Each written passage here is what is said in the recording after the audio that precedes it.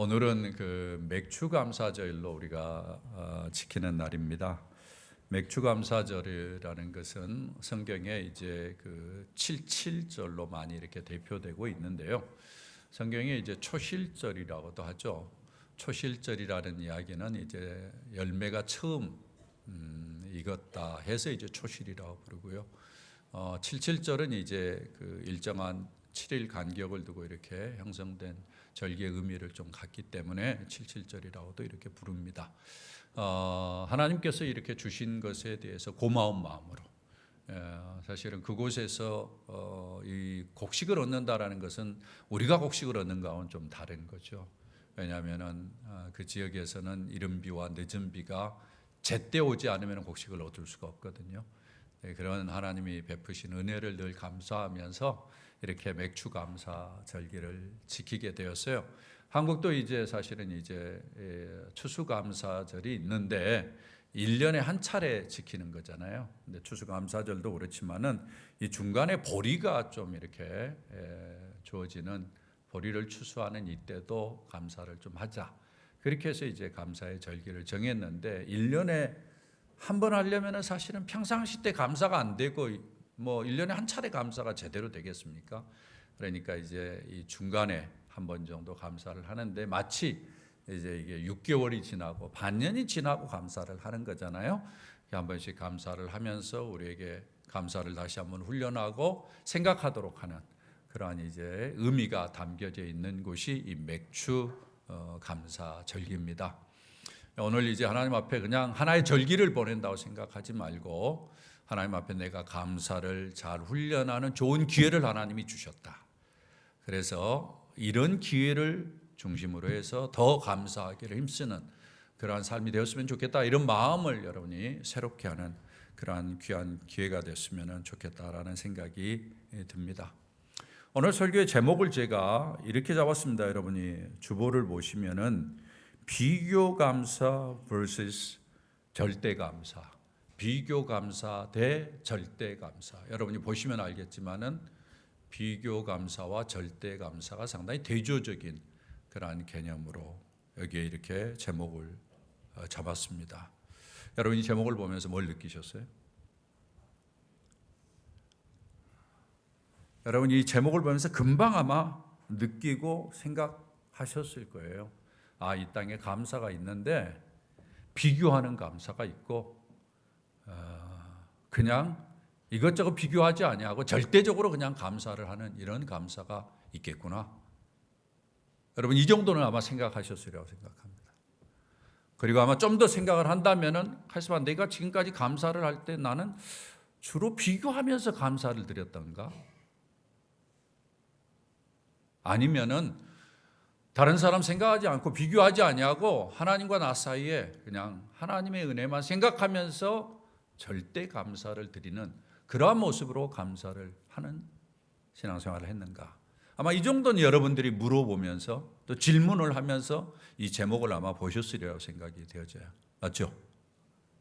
여러분들이 아마 우리 교회 성도들 오시면은 제가 알기로는 많은 분들이 설교 제목 보고 그 다음에 오늘 들을 성경 본문 이렇게 한번 읽어보고 이제 이런 습관들을 많이 가지고 계시고 좀 더 한다면 이제 어떤 분은 지난주에 이제 설교의 내용이 다 나가니까 이 설교의 내용 요약된 것 이것을 이제 간지에 있으니까 한번 쭉 읽어보는 그런 아름다운 습관을 가지고 있는 우리 성도들도 있는 것을 제가 봤는데 아마 그 정도는 여러분들이 생각하셨으리라고 여겨집니다. 오늘 말씀을 보면은 이제 우리가 어떤 유형의 감사를 드려야 될지를 쭉 이야기를 하고 있는데 여러분들이 이 말씀을 이제 전후 문맥을 좀 살피면서 이해하는 것이 성경을 정확히 이해하는 데 도움이 됩니다. 이 말씀은 어디서부터 시작되는 거니? 17장 5절부터 시작됩니다. 여러분 그렇게 멀리 있지 않기 때문에 성경을 한 장만 넘겨보시죠. 한 장만 이제 뒤로 넘겨보시면은 누가복음 17장 5절에 이렇게 이야기를 합니다. 여러분 다 같이 한번 읽어볼까요? 시작. 사도들이 주께 여짜오되 우리에게 믿음을 더하소서 하니. 사도들은 누구를 가리켜요? 제자들을 가리키죠. 제자들이 예수님께 부탁합니다. 우리에게 믿음을 더하소서. 그러니까 이 모든 내용이 어떻게 시작되느냐? 믿음으로 인해서 시작되는 거예요. 제자들이 예수님께 믿음이 더 있었으면 좋겠습니다, 이렇게 부탁을 한 겁니다. 그래서 예수님께서 믿음에 대해서 설명을 하면서 우리가 이제 계속해서 말씀을 드렸던 11절에 나병 환자에 대한 말씀을 하시고요. 그 다음에 20절에 17장 20절에 이제 하나님 나라에 대해서 종말에 대한 말씀을 하셨습니다. 이 두 말씀이 전부 다 믿음과 연관된 말씀이었어요. 어떻게 하면은 제자들에게 믿음을 정확히 알려주고 믿음을 더할 수 있도록 그렇게 예수님이 도울 수 있을까, 이렇게 생각을 하고 말씀을 한 거죠. 그리고는 오늘 말씀입니다. 오늘 말씀도 여전히 그러면은 포인트가 믿음 쪽에 가 있다라는 것을 좀 우선은 염두에 둘 필요가 있습니다. 그러니까 여러분이 이 설교를 들으면서 계속해서 이 말씀이 어떻게 믿음과 연관이 되는가, 이렇게 의식을 하고 이 말씀을 들어야 돼요. 그래야만이 여러분이 성경 말씀을 정확히 이해할 수 있고 또 하나님께서 우리에게 주시는 음성을 들을 수 있습니다. 이 말씀은 바리새인과 세리의 모습을 비교해서 소개를 하고 있습니다. 바리새인의 기도와 세리의 기도인데 그 안에 바리새인의 특징과 세리의 특징이 나와 있죠. 그것을 잘 보여주고 있는데 우선 여러분 9절을 한번 보시길 바랍니다. 9절이 이렇게 시작합니다. 다 같이 한번 읽어봅니다. 시작. 또 자기를 의롭다고 믿고 다른 사람을 멸시하는 자들에게 이 비유로 말씀하시되. 여러분, 말하는 대상이 누구인가를 이야기하고 있습니다. 자기를 의롭다고 믿고 다른 사람을 멸시하는 자들이다, 이걸 분명히 이야기해 주고 있어요. 이 비유의 지금 대상, 들어야 될 대상이 자기를 의롭다고 생각하고 다른 사람을 함부로 멸시하는 자들이다. 이 말씀을 보면서 느낄 수 있는 것은 당대에 분위기가 자기를 의롭다고 생각하는 사람들이 상당히 많이 있었던 것 같습니다. 그리고 다른 사람을 함부로 대하는 거예요. 참 이런 모습을 보면 예나 지금이나 똑같은 것 같습니다. 사람이 살아가는 데 있어서 늘 자기가 잘난 맛에 살고 자기가 의롭고 자기가 훨씬 더 다른 사람보다 탁월하다, 나는 다르다, 이렇게 생각하는 사람들이 예전에도 있었고 오늘날도 마찬가지가 아닌가라는 생각이 듭니다. 근데 문제는 그런 사람들이 다른 사람들을 함부로 대한다라는 거예요. 오늘날에 이제 이런 현상도 있습니다. 오늘날 사람들의 모습을 보면은 여러분들이 많은 사람들을 접해보지만 알겠지만은 대부분이 이제 자기 잘난 맛으로 사는 이러한 분위기를 아마 느낄 거예요. 여러분 대화를 해보시면 대부분이 여러분이 들을 때 대부분이 자기 자랑하는 그러한 이제 내용으로 이어지는 것을 보면서 좀 어떨 때는 역겹다, 이렇게 느껴지기도 할 것입니다. 특별히 오늘날 이제 이 포스트 모더니즘 사회에서는 더욱더 그런 것 같습니다. 포스트 모더니즘의 특징이 이제 자기 중심적인, 자기가 모든 것의 기준을 정하잖아요. 대부분이 이제 MZ성 이 세대들을 보면은 미안하다, 죄송하다, 잘못했다라는 말을 하지 않습니다. 특징이 그래요. 말을 안 해요. 그런 사람들은 전부 다 이제 자기 중심적인 사람, 자기가 아주 강한 사람들이죠. 자기가 의롭다라고 주장하는 사람들이에요. 사실은 이제 포스트 모더니즘의 특징은 사실 자기가 그렇게 중요하기 때문에 다른 사람도 중요하게 여기고 다른 사람도 존중해 주는 이러한 분위기가 될 것을 소망을 했는데 세상은 그렇게 돌아가질 않죠. 세상에 사람들의 마음속에 죄성이 있는 거죠. 그러니까 그렇잖아요. 자기가 의롭다고 생각하면 다른 사람도 그럴 수 있다라고 생각하면서 서로 존중해야 되는데 다른 사람은 멸시하는 이런 분위기. 예나 지금이나 사람의 심성은 변하지 않았어요. 똑같아요. 그리고는 10절입니다. 주님께서 뭐라고 이야기하는 게 두 사람이 기도하러 성전에 올라가니 이는 바리새인이요 하나는 세리라. 두 사람이 소개되고 있어요. 한 사람은 바리새인이고 한 사람은 세리인데 이 사람들이 소개되는 이유는 아마 주님께서 자기를 의롭다고 믿는 사람과 그렇지 않는 사람을 비교하기 위해서 그러시지 않는가, 이렇게 느껴질 수 있습니다. 먼저 바리새인에 대해서 이야기를 하는데 11절에 자기를 의롭다고 믿는 사람의 모습을 여러분 한번 보시길 바랍니다. 바리새인은 서서 따로 기도하여 이르되. 참 성경의 말씀 하나하나가 얼마나 멋있는지 몰라요. 이건 이제 시대적인 문화적인 배경을 하고 있습니다. 당시에 기도 시간이 있었습니다. 사람들이 기도 시간에 성전에 가서 다 기도를 해요. 다 같이 그룹이 가서 다 같이 기도를 하는데 그 기도 시간에 안 가. 그리고는 기도 시간이 끝나고 나올 때쯤 등장하는 사람들이 있어요. 그 사람들이 바리새인이에요. 끝날 때쯤 등장해가지고 다른 사람 다 나올 것 아니에요. 그러면은 길에 딱 서가지고 자기네들이 손을 들고 기도하는 거예요. 여러분 그 모습이 얼마나 웃기는 이야기입니까?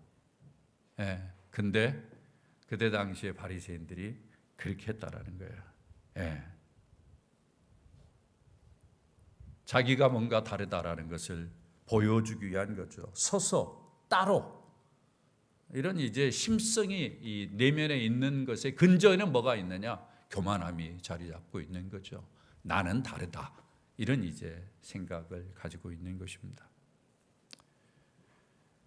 그리고 그가 기도하는 내용이 여기 언급되어 있습니다. 여기 보면은 11절에 뭐라고 이야기합니까? 하나님이여 나는 다른 사람들 곧 토색 불이 간음을 하는 자들과 같지 아니하고 이렇게 이야기를 합니다. 그 다음에 12절에 보면은 뭐라고 이야기합니까? 나는 일에 2번씩 금식하고 소득의 11조를 드립니다. 이렇게 기도를 해요. 이 기도 내용을 보십시오. 누가 제일 먼저 나옵니까? 나는이죠. 나는 자기가 제일 먼저 앞에 나와요. 나는 다릅니다. 나는 드렸습니다. 나는 저렇게 하지 않았고요. 나는 최선을 다했습니다. 이런 모습으로 자기를 드러내는데 집중되어 있는 것을 우리가 볼 수 있습니다. 여러분 이런 기도를 보면서 어떻게 느껴지세요? 예? 야, 어떻게 하나님을 섬기면서 이럴 수 있을까? 이런 생각이 들지 않습니까? 예. 그런데 하나님 섬기는 거 하나님 섬기는 거고 인간의 내면에 있는 죄성은 이렇게 표현되는 것 같습니다. 이에 반해서 세리의 기도가 13절에 언급이 됩니다. 세리의 기도가 13절에 뭐라고 이야기합니까? 세리는 멀리 서서 감히 눈을 들어 하늘을 쳐다보지도 못하고 다만 가슴을 치며 이르되 하나님이여 불쌍히 여기소서 나는 죄인이로소이다. 여기에 드러나는 내용들을 보십시오. 멀리 서서 감히 눈을 들지 못하고 가슴을 치며 하나님이여 불쌍히 여기소서 나는 죄인이로소이다. 여러분 이 기도를 보면서 어떻게 느껴지세요? 예. 아마 이 기도를 보면서 야, 이 사람 참 보잘것없는 사람이구나. 아마 우리 가운데 이렇게 느끼는 사람은 없으리라고 생각합니다. 그렇지. 하나님 앞에 섰을 때는 다 이렇게 느낄 수밖에 없지. 아마 다 여러분 그렇게 생각하지 않을까 여겨져요. 분위기를 보면은 예수님께서 이 하나님 앞에서 가져야 될 태도가 무엇인가를 보여주는 것 같은 그런 내용입니다. 이 말씀의 내용을 이렇게 딱 보면은 겉으로는 예수님께서 기도를 가르치는 것처럼 보여요. 예. 바리새인의 기도를 봐라, 세리의 기도를 봐라. 무슨 기도가 더 좋으냐? 이렇게 가르치는 것처럼 보여요. 그런데 그것은 성경을 잘못 이해하는 것입니다. 이 성경의 포인트는 다른 데 있지요. 이야기를 하는 것에 궁극적인 포커스는 어디에 있는가 하면 14절에 가 있습니다. 여러분 14절의 말씀을 한번 보시길 바랍니다. 14절 우리 다 같이 한번 읽어봅니다. 시작. 내가 너에게 이르노니 이에 저 바리새인이 아니고 이 사람이 의롭다 하심을 받고 그의 집으로 내려갔느니라. 무릇 자기를 높이는 자는 낮아지고 자기를 낮추는 자는 높아지리라 하시니라. 자, 예수님께서 이 이야기를 하고 강조하는 것이 뭡니까? 예. 의롭다 하심을 받는 사람이 누구라는 거죠? 예? 세리라는 거예요. 의롭다 하심을 받는 사람이 세리라는 거예요. 이것은 세리가 스스로 이렇게 함으로 말미암아 이런 기도를 드림으로 의롭다 된 게 아니고, 예, 세리가 의로운 사람이기 때문에 이런 모습을 띈다라는 이야기를 하고 있는 거거든요. 예, 세리가 의롭다 하심을 받고, 예, 세리가 의롭다 여겨지는 거죠. 그 세리의 모습을 봐서는 그 사람은 참 의로운 사람의 모습을 드러낸 거죠. 그러면서 주님께서 무릇 자기를 높이는 자는 낮아지고 자기를 낮추는 자는 높아지리라. 많은 사람들이 이걸 알죠. 이 본문을 보면서 사람들이 이것은 뭐 자기를 낮추는 것이 강조하나 보다 이렇게 또 이해를 하는 거예요. 이 본문의 말씀의 강조점은 여기에 있지 않습니다. 포인트는 의롭다 하심을 받는 사람의 모습이 어떠해야 되느냐라는 거죠. 의롭다 하심을 받은 사람들의 모습은 가슴을 찢고 하나님 앞에 불쌍히 여겨달라고 나는 죄인입니다 라고 고백하는 그러한 사람들이라는 것을 이야기를 하고 있습니다. 많은 사람들이 생각할 때 바리새인들이 의롭고 바리새인들이 건건하기 때문에 바리새인이 당연히 의로운 사람으로 여겨질지라고 생각했는데 예수님은 그게 아니었습니다. 예수님은 그게 아니었어요. 진정한 의인은 가슴을 찢는 사람이다. 하나님 앞에 긍휼을 구하는 사람이다. 이것을 우리에게 보여주는 그러한 모습으로 성경이 이렇게 언급이 되고 있습니다. 이 말씀을 통해서 예수님께서 진정 드러내고자 하는 것이 무엇일까? 여러분들이 이 흐름들을 잘 보면서 한번 정리해 보도록 하겠습니다. 여러분이 가지고 있는 설교를 메모할 수 있는 곳에 제가 세 가지를 정리했는데 첫 번째, 두 번째는 단순한 거고요. 그러나 우리가 놓치지 말아야 될 교훈이고 그러나 세 번째가 이제 중요한 것인데 세 번째가 어떻게 연결되는지를 주목해서 여러분이 잘 보셔야 됩니다. 먼저 첫 번째 봅니다. 예수님께서 드러내고자 하는 논점이 무엇인가? 첫 번째 뭐예요? 비교 감사.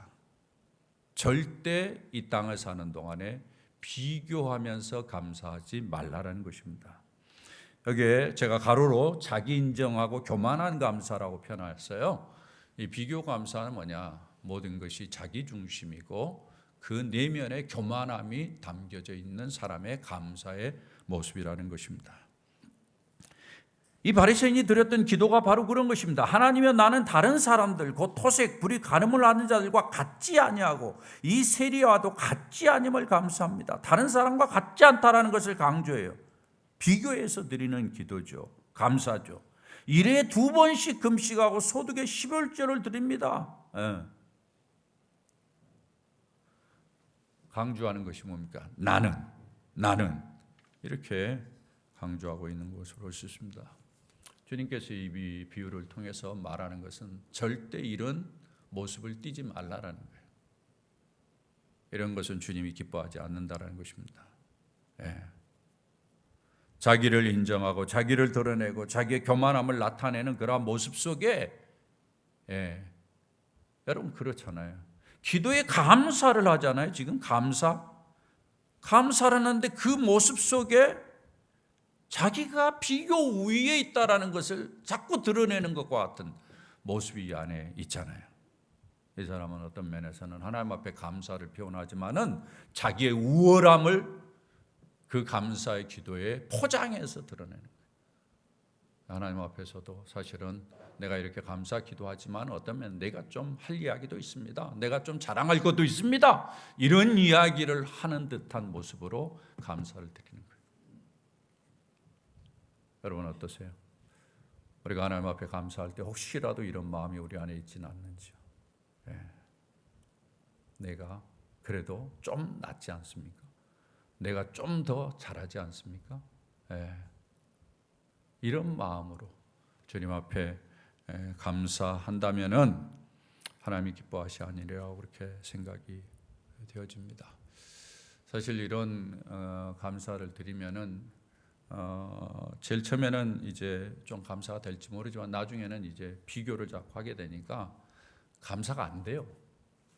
왜냐하면 사람의 심성 가운데 비교를 하면은 늘 내가 뭔가 부족하게 느껴지거든요. 감사하는 것 같으면서도 실제로 감사가 안 되고 나중에는 결국은 이제 이렇게 돼요. 그리고는 나중에는 어떻게 되냐? 조금이라도 자기가 원하는 결과가 아니면 하나님 앞에 불평하죠. 하나님 그래도 내가 이만큼 했고 이만큼 충성했고 11조도 드리고 내가 좀 열심히 기도도 하고 봉사도 열심히 했는데 왜 나에게 이런 일입니까? 이렇게 불평하고 원망하는 방향으로 흘러갈 가능성이 상당히 많은 거죠. 사랑하는 여러분, 여러분의 인생을 사는 동안에 다른 사람과 비교하면서 이렇게 감사하고 하나님 앞에 그렇지 않으면은 감사를 안 하고 불평하고 이런 자리에 빠지지 않도록 하나님께서 특별히 은혜를 주시기를 주의 이름으로 부탁을 드립니다. 두 번째는 뭐냐? 절대 감사입니다. 절대 감사. 절대 감사의 이슈는 하나님을 인정하고 겸손한 감사라는 거예요. 13절을 봅니다. 여러분 다 같이 한번 읽어볼까요? 시작. 세리는 멀리 있어서 감히 눈을 들어 하늘을 쳐다보지도 못하고 다만 가슴을 치며 이르되 하나님이여 불쌍히 여기소서 나는 죄인이로소이다 하였느니라. 내용을 보면 감사라는 용어가 하나도 없습니다. 그런데 이게 왜 절대 감사가 되느냐? 제가 나중에 이야기를 할게요. 이 내용을 보면은 감사는 말이 하나도 없어요. 감사라는 말이. 그런데 이 안에 절대 감사의 개념이 담겨져 있어요. 이 말 안에. 이 말을 다른 말로 바꿔 이야기한다면은 하나님 진짜 나는 아무것도 아닙니다. 나는 개입니다. 나는 감히 당신에게 가까이 할 수도 없습니다. 나는 머리도 들 수 없을 정도의 부족한 죄인입니다. 내가 어떻게 하나님 앞에 설 수 있습니까? 하나님 내 마음의 더러운 면을 보십시오. 내 마음이 어쩌면 다른 사람한테 나이스하고 좋은 것 같지만 내면에는 시기와 질투와 원망과 불평과 이런 걸로 가득 차 있는데 내가 어떻게 하나님 앞에 섭니까?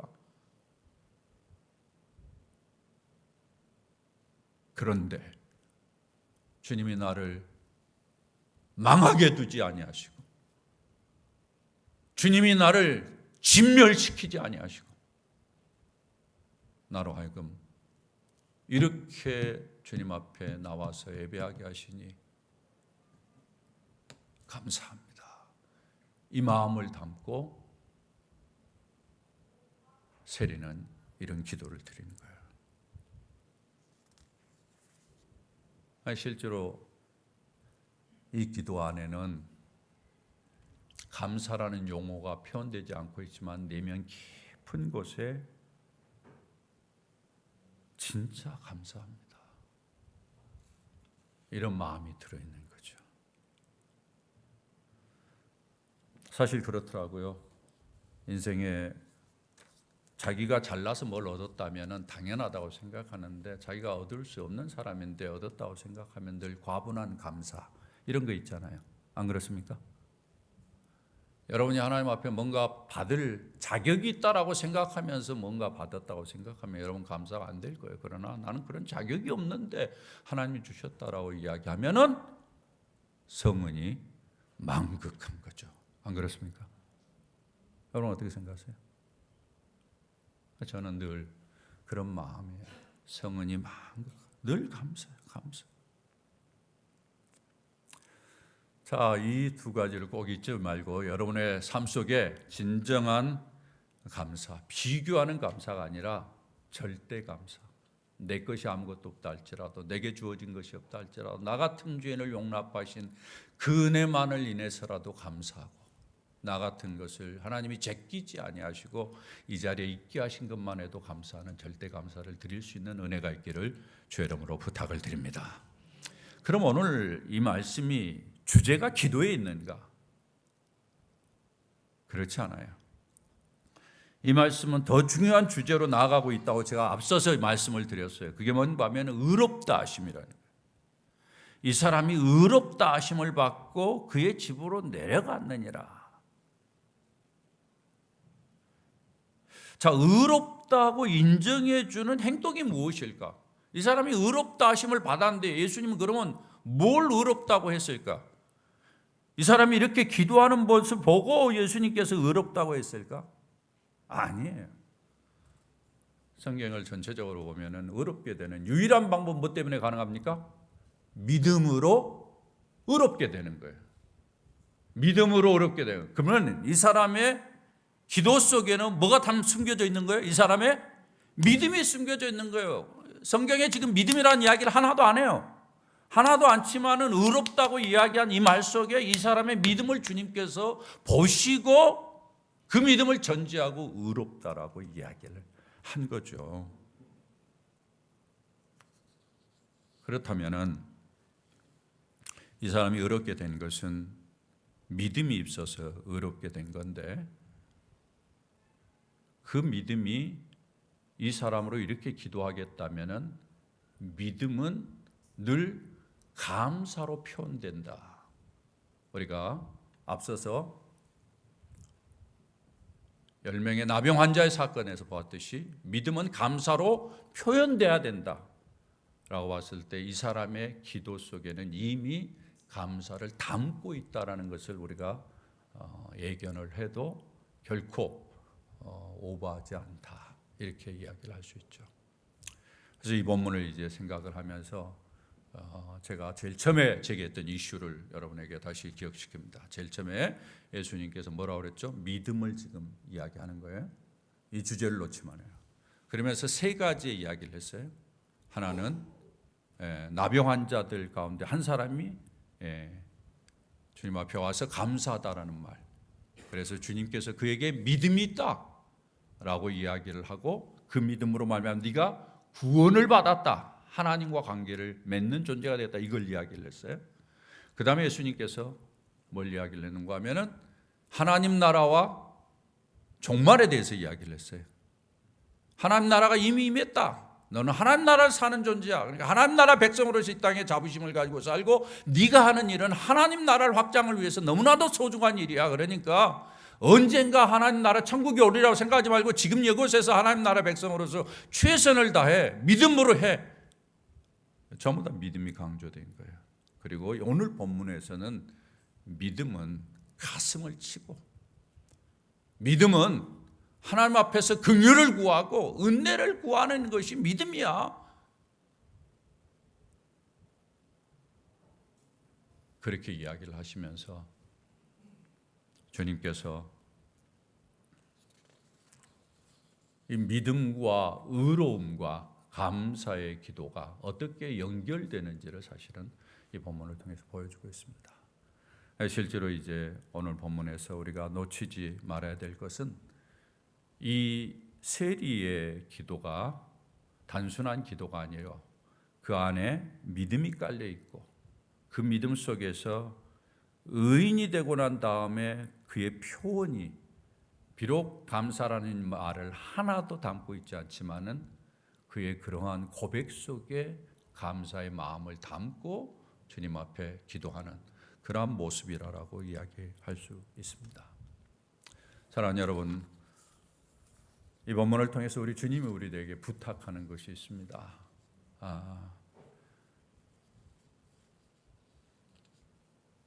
예수 그리스도를 믿고 예수 그리스도 안에서 의로운 존재가 되었다면 우리의 삶 가운데서 바로 이런 표현을 통해서 주님에게 감사를 드리는 멋있는 인생을 살아가라는 것입니다. 사랑하는 여러분, 여러분이 하나님 앞에 가슴을 찢는 것에 대해서 부끄러워하지 마십시오. 하나님 앞에 내가 죄인이라는 것을 고백하는 것을 부끄러워하지 마십시오. 하나님 앞에 나를 불쌍히 여겨달라고 이야기하는 것을 부끄러워하지 마십시오. 그 속에 나의 믿음이 담겨 있고 그 속에 믿음의 표현 감사가 담겨져 있습니다. 그걸 표현한다라는 것은 그 은혜를 감사하는 감사가 담겨져 있는 거예요. 그렇지 않습니까, 여러분? 그래서 여러분이 입술을 열 때마다 비록 하나님 감사합니다 이런 말을 하면 더 좋지만 말을 하지 않아도 하나님 그렇습니다. 나는 죄인 중에 괴수입니다. 그럼에도 불구하고 여기까지 이끌어 주셨습니다. 여러분 이런 고백을 드리세요. 하나님 제가 과분합니다. 나는 하나님 지금까지 받은 은혜를 헤아릴 수가 없습니다. 내가 쓰러지고 넘어질 일이 너무 많았지만은 주님이 나를 놓지 아니하시고 포기하지 않고 여기까지 왔습니다. 여러분 이렇게 고백하세요. 왜냐하면 그 고백 안에 여러분 진정 마음에서 우러나는 감사가 담겨져 있을 거예요. 어떤 모양으로든지 하나님 중심으로 생각하세요. 비교하면서 자꾸 생각하고 비교하면서 하나님 앞에 뭔가를 하려고 이야기하려고 여러분 그것은 안 됩니다. 아무런 의미가 없어요.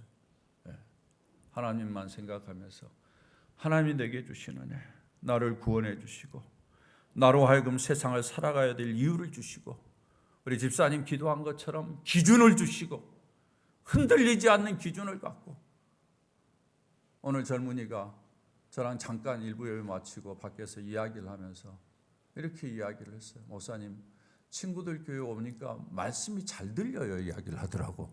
야, 이 어린아이가 참 목사를 격려할 줄도 아네. 이렇게 생각을 했어요. 그래서 무슨 이야기인가 좀 들어봤더니 말씀이 들린다라는 거예요. 말씀이 들린다라는 거예요. 하나님이 은혜로 주시는 거죠. 네. 하나님 주신 거예요. 그래서 그런 이야기를 나눴어요. 야, 말씀을 들으면서 뭐가 좋냐 그랬더니 이제 말씀을 그냥 듣는 게 좋아요. 그러면서 내가 그랬지. 그래, 말씀을 들으면은 인생의 목적을 알고 방향을 알고 내가 어디로 가는지, 내가 어떤 기준을 가지고 이 땅을 살아야 되는지, 뭘 위해서 내 인생을 헌신해야 될지 이런 걸 말씀을 가지고 들으니까 그러면 인생 성공하지 않겠냐? 내가 그렇게 이야기를 했더니 그 학생이 하느냐, 목사 맞아요. 그러면 인생 성공할 수 있죠. 그러니까 예수 잘 믿고 말씀 잘 듣고 말씀대로 기준을 정하고 살면 성공하는 거죠. 그런 이야기 아니겠습니까? 그런 대화를 나누었는데 사랑하는 여러분, 비교하지 말고 하나님 앞에서 이러한 기준을 정하면서 하나님 앞에서 신실하게 하나님이 내게 해주신 일들만 생각하면서 중심으로 감사하면서 여러분 인생을 사십시오. 그러면 하나님이 더 큰 복을 주시라고 저는 믿습니다. 사랑하는 성경을 보십시오. 저는 성경을 볼 때마다 이 세리의 기도도 하나님 앞에 다른 광고 없었잖아요. 나는 죄인입니다. 불쌍히 여기소서 이 말 뱉었는데 예수님이 뭐라고 이야기를 하는 거 아니? 네가 참 의롭구나 이렇게 이야기하셨어요. 저는 십자가 우편의 강도를 가끔 생각합니다. 십자가 우편의 강도가 예수님께 뭐라고 이야기했어요? 아무 말 안 했어요. 당신의 나라 임할 때 나를 기억해 주십시오. 이 말 한마디 한 거예요. 네. 그것이 그에게 하나님 나라에 이르는 복이 됐죠. 우리의 입술로 그냥 막 감사합니다, 감사합니다 이런 입술의 그 어떤 그냥 틀에 박힌 감사가 아니라 하나님 나는 죄인입니다. 나는 부족합니다.